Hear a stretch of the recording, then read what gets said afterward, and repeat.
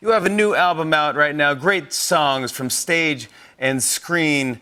I love that you did this. I'm a fan of your singing as well. Does this come from your parents? How'd you get into this, the crooning and the singing? It does, yeah. That it was something that my parents always felt was a very important part of childhood. Allowing the brain to develop properly required the inclusion of music. Would they have parties, or would they just have records, or? There were parties. My dad played the guitar. There was a friend of my parents started a church choir when I was a kid, and believe it or not, I was in it. If you can picture me in a church choir, but can't. nonetheless, I yes. really can't. Wow. And are these songs inspired by them, or just songs you like? These are all just it's just a hodgepodge of songs, all from films or shows Yeah. that I just felt like had never really had a proper arrangement written for them in the pop format. So it's a very light, bubbly album. It must be fun to do this with the orchestra. I mean, it's a big production. It sounds amazing. Yeah, I love it. I mean, it's my favorite part of the film process is the score. But yeah, we recorded this at Abbey Road. No. Yeah. You had to cross the street, I'm assuming. Cross the street. Oh yeah, yes. You did the yeah. On the other side of the street. Oh yeah. Oh, the Beatles. Yeah. The Beatles. Yeah. Yeah. Yeah, you got to do that. I think it's the fourth or fifth album that we've done there. Oh, really? So you're used to this. What is it like inside? I've never gone inside. It's a cool place. I mean, and what's interesting about it is there's carpeting, there's wood paneling, at least when I was there. Structural elements that look like, if you were in some house, you go, it might be time to replace this floor or this carpet. It looks like it's been there forever and it's just filthy.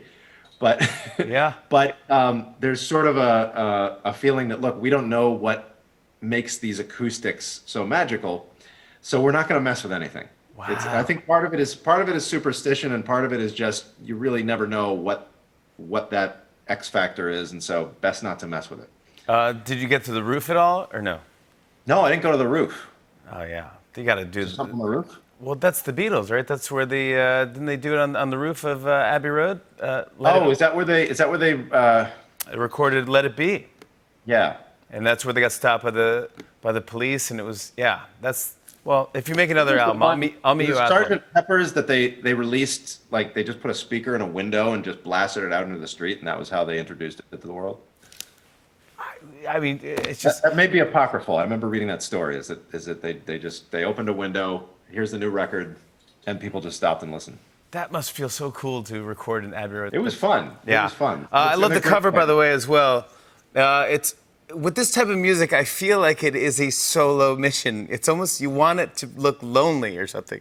But was it done pre-COVID or pre-quarantine, or is this?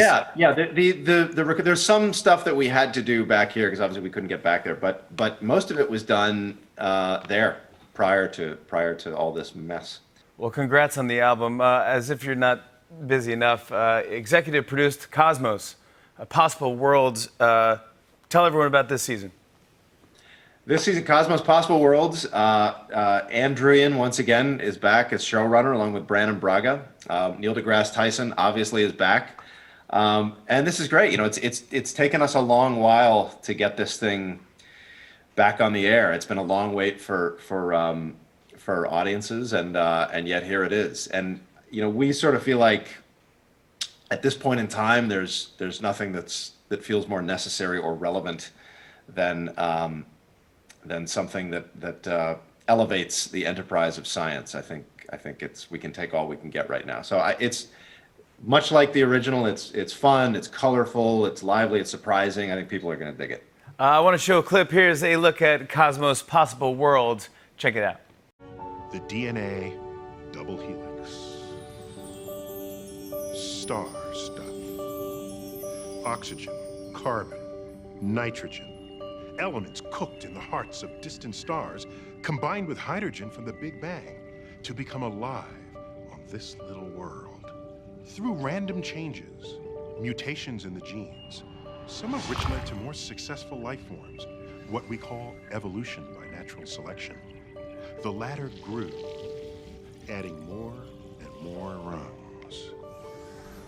It took another 3 billion years for life to evolve the complexity of the plants and animals that you could see with the naked eye. My thanks to Seth MacFarlane. Cosmos Possible Worlds premieres September 22nd at 8 p.m. on Fox. And check out great songs from stage and screen out now. On and on and on. I said, and it's on.